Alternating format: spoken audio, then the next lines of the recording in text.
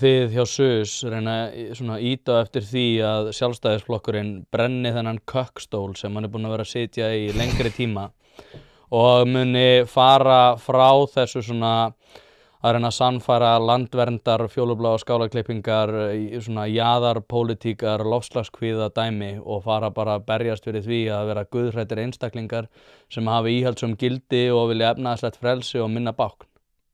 Já, ég meina grófum dráttum, já, en ég held bara að Sjálfstæðisflokkurinn líka, það sem ég vil sjá bara einmitt Sjálfstæðisflokkinn finna svolítið hvað hann var. Og þetta svolítið svona ákveðin gullöld sem maður lítur á eins og til dæmis Sjálfstæðisflokkurinn á meðan Davíð Oddsson var formaður sem einhver svona dýnamísk blanda. Ég held að maður vil ekki bara Sjálfstæðisflokkurinn sé einhvern veginn bara eitthvað svona efnahagslegt frelsi og það sé ég reyna að segja er að þú Sjálfstæðisflokkurinn á að vera að ná saman þessari breiðu blokk með þessu grundvallagildi. Hann á ekki að vera að gefa eftir í sinni stefnu á því hvernig við viljum sjá samfélagið skipulagt.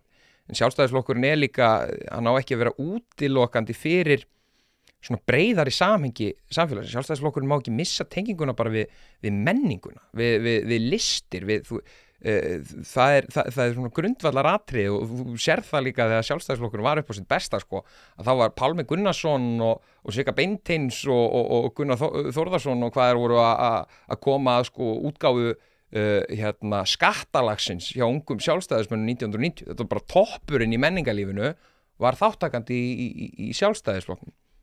Þannig að við þurfum bara svolítið að finna okkur sjálf aftur. Ég held að við gerum það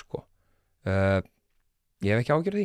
Þakka þér kærlega fyrir að hlusta á þennan stutta bút. Þú getur nálgast þennan þátt og allt efni hlaðvarpsins Ein Pæling á pardus.is/ein pæling.